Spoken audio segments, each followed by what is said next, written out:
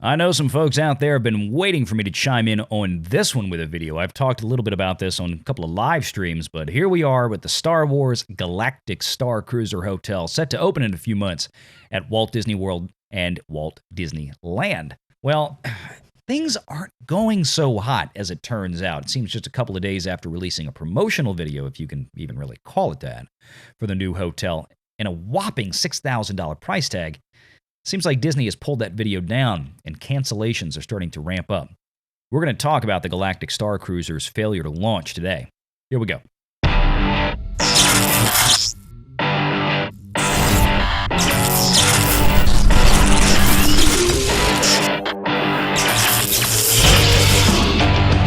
Renegade Online.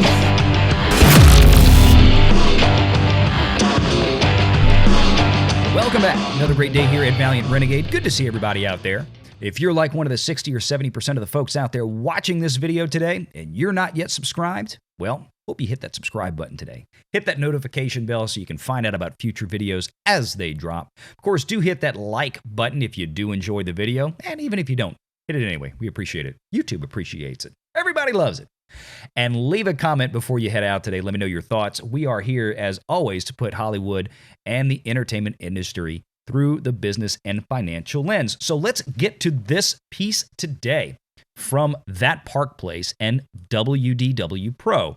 And if you're not familiar with WDW Pro, he has long time been considered a Disney insider, Disney rumor and leak fella, and he is over at his new website at That Park Place. And thank him for this article, and also all of the yeoman's work on YouTube being done by channels like Clownfish TV, like Drunk 3PO, Park Hoppin', Lorena Creole, all those folks that are out there in the Orlando area that really follow what's going on in these parks, because I think without these guys and girls, probably a lot of this information would have slipped under the radar, and I don't know if we would have had the response that we did to this video that dropped, or at least we wouldn't know about it. It'd be much more covered up. So let's take a look at this and talk about this from the business side. And I want to explain a few things today. There's some people talking about, oh, they're going to have to radically alter this hotel before it opens and all this kind of stuff. And slow down. We're going to get to that. We might have to be a little bit patient on that front. But let's talk about this first. I want to give you a few thoughts of my own here. Of course, spending 20 years almost in the financial and business world, I always look at this from the money standpoint. So I want to try to explain, I think, what's going on in Disney's head right now, how they got to this point. And I think how it's going to play out over the next several years, plural. It's going to take a while to fix this, and I'll talk about that in just a minute. But let's talk about some of the highlights. Most of you have seen the video that was out there on YouTube for this hotel experience for a whopping $6,000, and that's for the cheap room. The cheap room on a Tuesday night in the middle of the week. Oh, you want a weekend? Oh, you want to take 2 more kids or 3 kids or whatever? Double that price or whatever it is. God only knows. This is a complete mess. Now, I think if the hotel had honestly been, and I'm sorry, I know this is going to upset some people. If you like the sequel trilogies, that's okay. I don't think you're a bad person. It's just that a lot of Star Wars fans out there don't, okay? But if they had made this a true classic Star Wars experience, and they had really put a little bit more effort into building this out and making it look appealing, going just based on what we've seen in this promo video that lasted all of a few days on YouTube before Disney violently ripped it off the airwaves because of cancellations, I think this would have gone over a lot better. That being said, let's talk about how we got here. It goes into some news and some issues that we have previously discussed on this channel. So this is from WDW Pro. Of course, he prefaces this as always as, look, this is information I'm receiving from my sources who work at Disney, who were involved in this hotel, that are in the know. Take it or leave it. There's no way to independently verify anything at this point. So we're going to have a discussion just based on the information that is being presented us. That's all. So here we go. In order to understand how the Starcruiser went so awry, we have to go all the way back to 2017, and we could go back even further than that.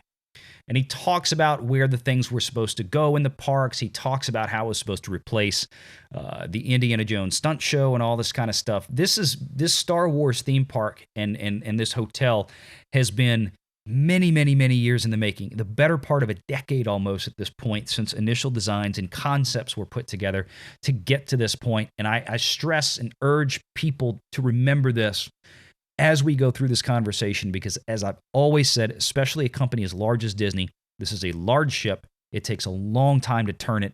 It doesn't happen overnight. And there are steps they're going to go through before they make any radical changes to anything like this, especially at this phase where we have a virtually finished product already done. And we're just a couple of months away. At this point, they're just installing carpets at this point. I mean, there's not a whole lot left to do here with this thing opening in just 3 months.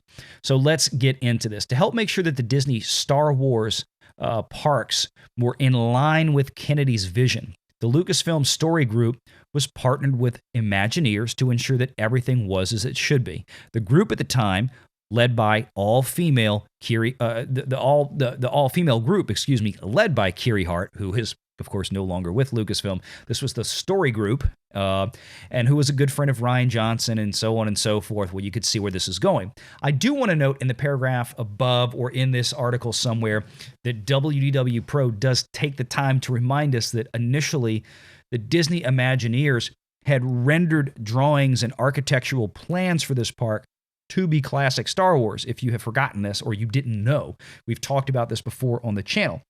Originally, the parks were supposed to be Tatooine, Hoth, and Endor. And you can kind of see some of that, or at least it kind of should jump out at you when you go around the Millennium Falcon. That was supposed to be Docking Bay 94 from the original Star Wars movies. That was supposed to be Tatooine. That was supposed to be Mos Eisley Spaceport. And then it was repurposed into this other world nobody'd heard of called Batuu. Well, of course, they wanted to make the Disney theme parks, as we just read, in the image of the new Star Wars trilogy, and people still scratched their head and said, what is Batuu? Well, Batuu was supposed to be in the final movie, if memory serves, but because of poor planning, as we've talked about here before, with pretty much everything Lucasfilm, at least theatrically, Batuu hit the editing room floor. It was never in the movie. Oops. So that's where we are. This is the level of planning that Lucasfilm has done, and it's one of the reasons why I can completely believe, we've talked about before, some of the rumors about Favreau basically being handed the keys to the theatrical productions of the Star Wars properties, because look, it's been 5 years since Miss Kennedy has gotten a single theatrical production into even pre-production. That's a problem if I'm Alan Bergman and I've got 5 or 6 other studios at Disney that I rule over, including Marvel and Kevin Feige, and everybody else is pushing out theatrical money-making content, and Lucasfilm is sitting over there withering away, and it's going to have been now, it'll be 5 years between movies by the time Indiana Jones comes out at this point. So that's a problem. Let Kathy go work on the Indiana Jones stuff and the Willow stuff and the other things, but take the Star Wars chunk of Lucasfilm, hand it over to a guy like Favreau that has a reputation. Everybody loves to work with the man. He has a stellar reputation in Hollywood as being a great guy, a smart storyteller. It makes sense. But as far as the theme parks and things like this, because these are many, many, many, many years in the making, because there's hundreds of millions, billions at this point invested in building these properties already, they can't shift gears on a dime. They have to make the best of what they got. And I'm sure somebody like Chapek, who's running the parks right now, they're not thrilled with these cancellations, but they're trying to make do as best they can. We're going to talk about that a little bit more in a minute. Let's finish going through this article, but I need to give you all this information because, again, we have so many new viewers every day that I want to try to reset this up for everybody so they understand some of the backstory behind this, okay? So this goes into, suggesting and trying to refute some of the things that Miss Kennedy has said in the past about, we didn't want to make Star Wars lands for the 50-plus-year-old fans because they're not the future, right? Well, a completely unscientific Twitter poll showing that obviously the Star Wars fandom runs a massive gamut of generations, all the generations, and they really are looking at classic Star Wars. And if anything, really from the newer one, I promise you, the Mandoverse and Grogu it's irrefutably much more popular than anything from the sequel trilogy. We know this factually because of the marketing choices, especially the merchandising choices that Disney has chosen to engage in the parks. If, we remember in the beginning in the parks that was full of sequel trilogy merch, they weren't getting the kind of sales that they wanted. but they switched it over to Grogu and Mandoverse, and boom, sales through the roof. And you can go watch, again, you can go watch Jay's channel. You can go watch Park Hop, and he talks about this all the time. Just people walking out of there with bags of Mando merch, bags of Grogu merch. Disney was not getting that kind of merch traffic. They weren't getting those kind of sales with sequel trilogy stuff. So that was the first telltale sign that over time, we're probably going to see a gradual shift. And we've gotten some new news, again, from WDW Pro. We're going to go to another article in a minute, a brand new one that he just dropped that ties in with something that Drunk said today on his show. So the placement change for the expansion at Hollywood Studios meant that the hotel could no longer be attached to the land due to water management, existing infrastructure, budget cuts at Galaxy's Edge. Both world and land would be delivered, would cause multiple phases, but the later phases would get cut out. This all had to do with the fact that they were trying to unify the architecture between two parks, meaning with the budget cuts, they couldn't build a bigger Star Wars Galaxy's Edge, or they didn't want to build a bigger Galaxy's Edge in the Orlando park, where they have much more real estate to work with than they do in California. They wanted to make them uniform to keep the cost down so they could literally copy and paste one park to the other, in LA to Orlando, and not incur additional costs, use the same set of blueprints, and just move on, which I understand from a business perspective, but probably in retrospect now, they may be wishing they had done a little bit more in the Orlando parks. And I think over time they still could. So we'll have to wait and see. That's going to take a few years to move through the ranks if that does happen. Further indicating that Disney was done with near-term upgrades to Galaxy's Edge, many of the ideas Imagineers had conceptualized for Galaxy's Edge were instead repurposed for the Star Wars Galactic Starcruiser Hotel, a special effects, pyro-heavy spectacular featuring Kylo Ren and Rey, was dropped from Galaxy's Edge Phase 2 budgets and moved instead into the hotel. So they were combining ideas they had already created into projects. They were already on the books, already in the works. Why? Because that saves potentially millions of dollars. Every time you have to redo something like this, you got to get an architect in there. You have to get engineers in there. You have to get permits, approvals. And something this scale, you're talking about millions of dollars. You're talking about, more importantly, an economic opportunity cost. And what do I mean by economic opportunity cost? What Disney is looking at right now, the bottom line for all this, is they're trying to get this open as fast as possible. Deep down somewhere, they probably know, no, this is not the most ideal thing we could have done. We probably should have stuck with the original plan. We probably wouldn't be getting the flack we are now. However, we're already this deep into it. We can't shift gears because A, it costs money, B, it costs time, and it just looks bad. I think over time you will see the change. And let me talk about the pricing in this hotel for a minute. What Disney is trying to accomplish right now is to see how many early adopters they can get in there. And they just found out they're going to have more of a problem than they anticipated.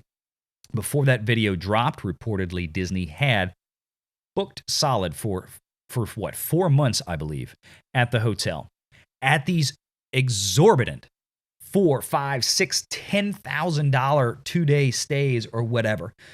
Just insane, because people were dying to be fully immersed in a Star Wars experience. And as we saw when that video dropped, and since then, again, reporting from a number of places like Clownfish TV, Pirates and Princesses, Inside the Magic, you've got Jay at Park Hoppin', all these different places, these channels, these web pages, talking about these cancellations. All of a sudden, bookings were showing up as being available again. And now, today, there's even more in the month of May. And I think it's going to start trickling back. One of the things you want to do when you open up a big attraction like this is you want to get those early adopters in that are willing to go immediately and pay virtually any price to have the ability to say that they were one of the first people there. There are so many people out there like that. And Disney marketing, like any other company, knows that you can bilk those early adopters for more money because they're willing to pay more money to be among the first of the fans to be able to get to have this experience. That's fine and good. If somebody's willing to pay $6,000 to go, then good on Disney for asking for the $6,000.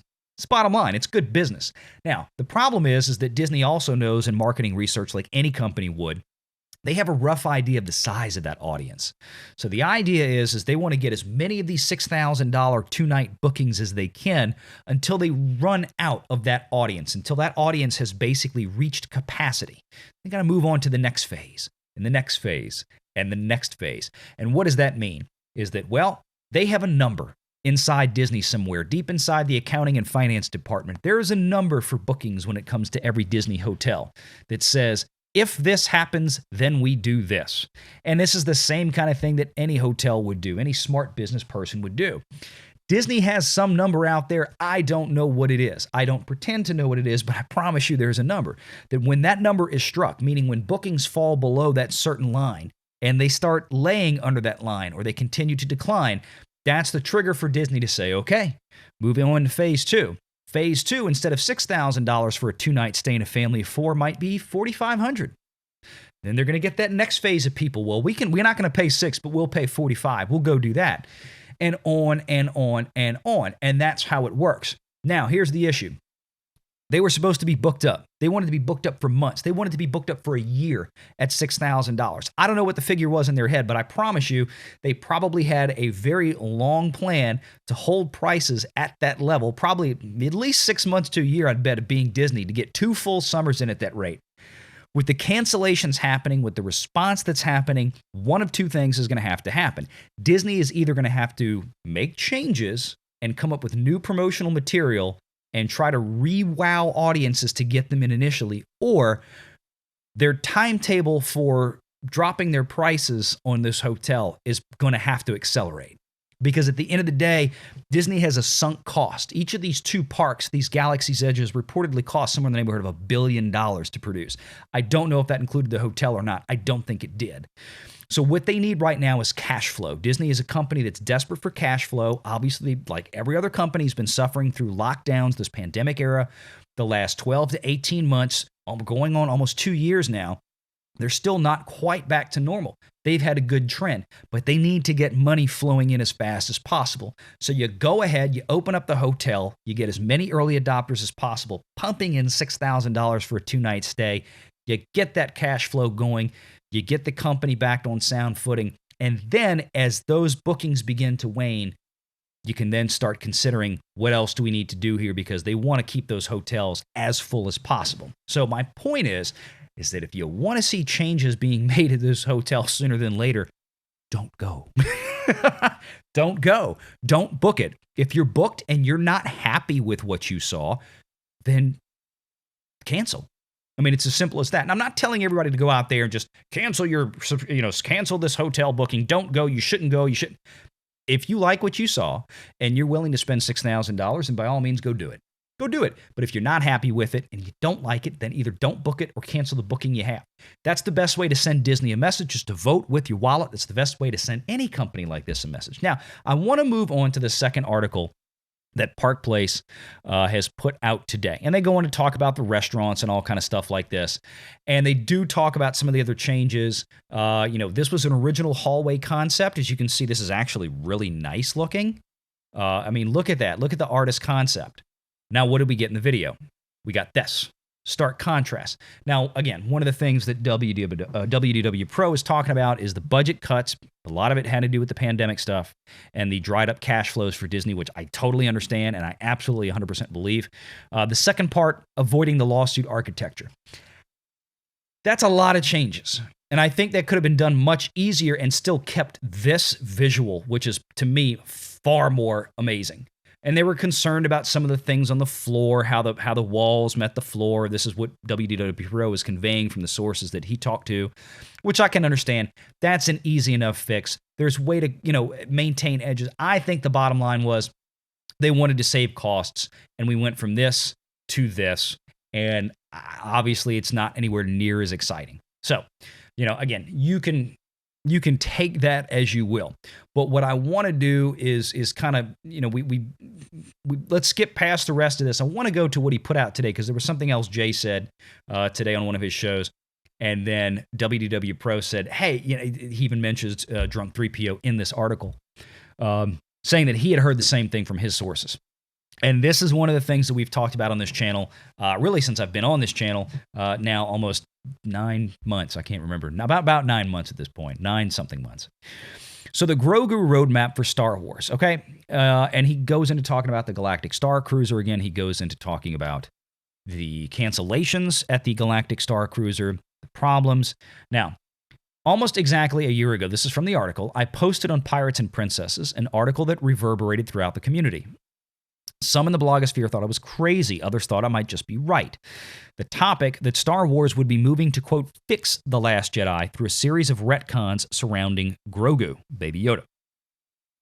And we've talked about those here as well. Well, it's been a year now, and almost nothing has come out about that. WDW Pro must have gotten that one wrong, eh? Well, hold your horses. It turns out that the Grogu plan is still on the roadmap. For Lucasfilm, even if Kennedy is rehired and even if Pablo still isn't fired, remember that report about Kennedy being removed from creative decisions about future Star Wars movies with Favreau and Filoni. It's getting more and more obvious the leak I provided was accurate if you just follow along in this article. He goes on to talk about the Star Wars Hotel. Here we go. He's talking about Drunk 3PO, talking about the Kylo and Ren show that we just talked about that was basically pulled over from Galaxy's Edge theme park and put in the hotel because they just wanted to repurpose it and use that because they had already had the schematics for that. They already had it mapped out. They just go ahead and run with that because it's going to save them probably, $1 million, having to come up with something new. So let's skip past that. What I want to talk about here. 2 important notes from the video for the point of this article talking about the video that Jay did. His source confirms reporting that I've done on Grogu is coming to Galaxy's Edge, meaning physically coming to Galaxy's Edge, not just the merchandise, as well as the hotel. His source confirms a report I did a year ago that everything is going to be about Grogu now. Yeah, because Grogu sells. I mean, that makes total sense to me. And if you were wondering when I talked about Grogu, he provides a link there. And this is where the meat and potatoes of this is, and this is where I kind of want to leave you today, something to think about. And of course, again, leave a comment below, but let's talk about this. Quote from the article. Having maintained contact with my sources from a year ago, the roadmap allegedly holds to this day. Also, by pushing Kennedy completely out of Star Wars movies, the path is clear for Filoni and Favreau to create a Disney Plus theatrical Star Wars cinematic universe that will look much like the MCU. The main character in this new attempt is going to be Grogu. From a business standpoint, it's perfect. I agree. From a business standpoint, not from a I'm not trying to say story-wise, but I'm just telling from a business standpoint, yes, it makes complete sense. Everyone loves Grogu, and he can't get into trouble in the press or have political opinions like normal actors. He sells merch like hotcakes. It's also that Favreau and Filoni allegedly plan to use Baby Yoda as the reason that Luke Skywalker acted so strangely in the sequel trilogy. He had to protect him from Kylo. Ultimately, all this is reportedly headed for a new trilogy that will star Grogu. I'm told the plan is for Grogu's trilogy to restore Luke Skywalker, as well as returning Anakin to bring balance to the Force. Now, again, this goes back to one of the couple of Star Wars theory videos that I did. You can go back and watch it. It's still in a playlist on my channel, talking about how I thought they would do this, what made sense with the characters that they have. And yes, you branch the timelines. The Marvel Cinematic Universe is doing this right now with the multiverse. For people that tell me they'll never do this with Star Wars, well, if Marvel's doing it, they'll do it over here. If they're trying to recreate the MCU style theatrical universe in Star Wars that they have at Marvel, then that's on the table, folks. You can say that you don't like it or you don't think it will happen, but I would advise you not to dismiss it out of hat, that it's impossible that they will never do it. I think it's totally on the table. It absolutely is. If Disney thinks they can make money doing this, they can. If Disney thinks they can make money doing this, then they'll do it. They'll do it. They'll absolutely do it. But as far as the hotels are concerned, as far as the physical parks, that's hundreds of millions of capital they've already outlaid. They've got to get a return on investment on it first. They've got to get cash flow moving in, especially from these hotels. They got to get that ramped up and exhaust what they've already spent in terms of return on investment. They've got to exhaust as much of a return or an ROI out of that as they possibly can before they sink another few $100 million in, radically overhauling it. So again, it's going to take time. But if nobody goes to the hotel, it might go a little faster, or they're going to make the hotel so cheap that it's God only knows. So that's kind of where we are, folks. that's kind of where we are. These two articles here, again, from That Park Place. Go check it out from WDW Pro. Glad everybody hung in for this one. A little bit longer than my normal single video. It's, usually if I'm going for almost 25, 30 minutes, I usually have Cameron sitting over here somewhere. So, but it's great to see everybody. Again, if you're like one of those 70% watching the video that haven't yet subscribed, please consider doing that today. Make sure you hit that like button, that subscribe button, that notification bell. Do share out the video. And as always, until next time, take care.